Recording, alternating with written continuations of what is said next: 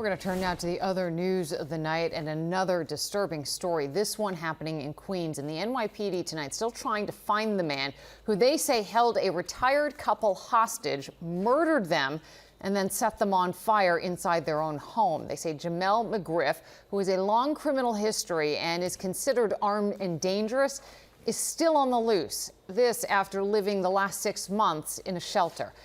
It is more than just horrific. Anthony Carlo is live at the scene in Belrose with the very latest. Anthony.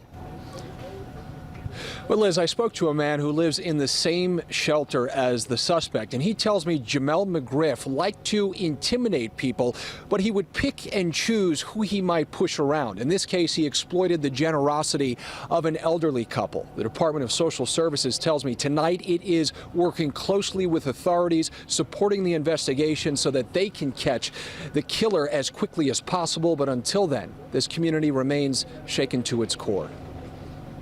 The charred siding and burnt furniture on the lawn is a constant reminder of the depraved fate Frank and Maureen Alton met while just trying to live out their golden years in their home on 254th Street. It was Ed's former boss who was brutally killed. He was really a good guy, believe me.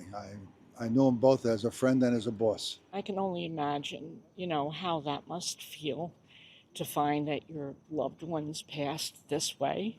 Such a violent way. This is the latest picture of the man suspected of such violence and still on the loose. Police say Jamel McGriff set the elderly couple on fire. The husband found in the basement tied to a pole and repeatedly stabbed.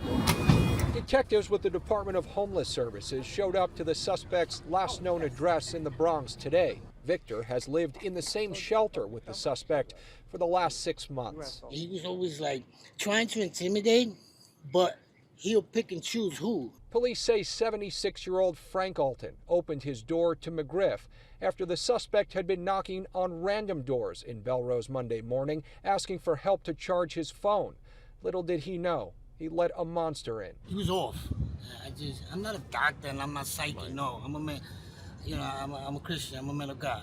I'm just saying that he just fell off. McGriff did not immediately go far after allegedly committing the murders on Monday. Police say on Tuesday he turned up at this check cashing business on East Fordham Road to pawn 2 cell phones, apparently using this machine, which allows you to trade phones for cash.